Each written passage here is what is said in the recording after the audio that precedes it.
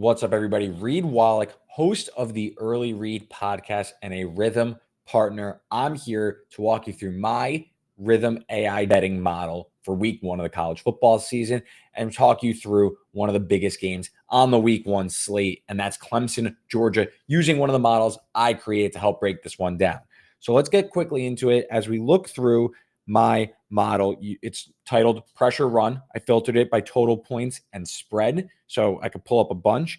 And as you can see by the green star, plenty of recommended bets here. I'm going to go through the marquee matchup, in my opinion, of the week one slate. But as you can see, a whole boatload of games to choose from. And this is coming off a 2-0 week for the Pressure Run model. Took Nevada with the points and took Georgia Tech with the points in week 0. So some pretty solid start, I'd say, already. Georgia minus 13.5 against Clemson on a neutral field. And now let me tell you a little bit about my model, pressure run rate. I want a super simple model. I want something that's back tested and it's showing really strong results as I go to what my pressure run rate shows. You see on totals, a win rate of 61.9% based on 128 bets. And then on spreads, 56.8, a little bit worse based on a bigger sample, though, 156 bets. So what I'm looking for is I want to simplify a bunch of this stuff. There's a lot going on in a college football game. I want some simple answers. And what I think is important to some of these games, or all of these games, is can your defensive line dictate the game, and can your offensive line push the defensive line backwards, basically? And can you establish the run? So let's focus a little bit on this Clemson-Georgia game to see why my model is showing a little bit of an edge to the Georgia side. How this model breaks down, again, it's quarterback pressures and it's rushing yards per game. To me, again, trenches are everything, and that's what this is going to show. This is what this is going to look through. And then it also has an ELO team rank, which is basically the average rating of each team. It gives you a little bit of a baseline for, okay, this team is already better on a rating perspective than the opposition, and this is how we're going to separate it. So I use that as a little bit of an anchor, and then I focus in on my pressure and my run rate. So Georgia, you look, this is arguably the best defense in the entire country year in and year out. They're littered with future pros. And then you look at the Clemson side going into this season, a lot of question marks.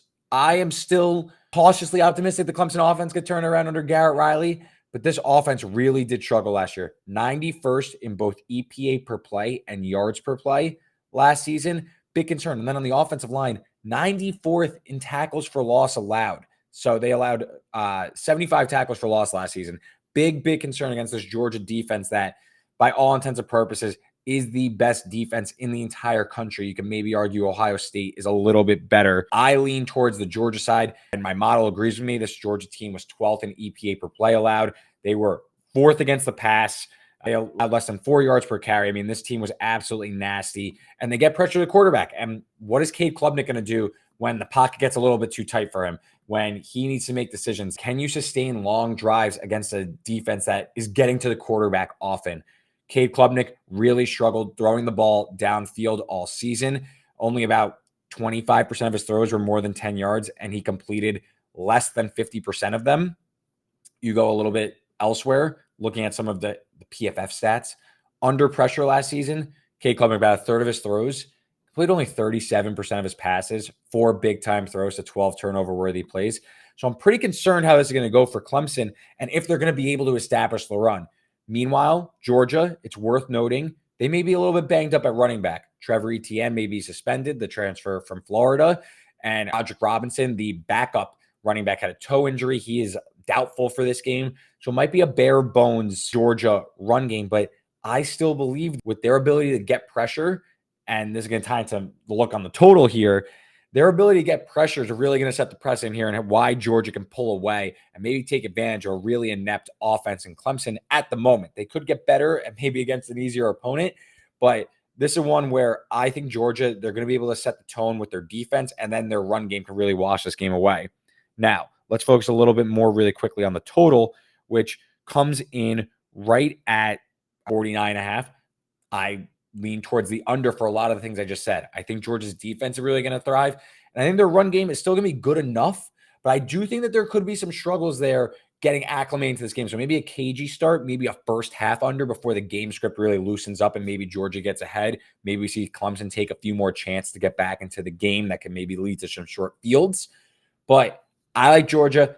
I like the under because of a lot of reasons why I like Georgia in this game. I think Georgia can kind of suffocate this Clemson defense with a suspect offensive line that won't be able to establish the run against arguably the best defense in college football. So make sure you're checking out the early read for more college football betting advice. Make sure you're checking out Rithmm for new and improved AI betting models. You want to get in on the action. Don't miss out on it. So make sure you're checking out Rithmm.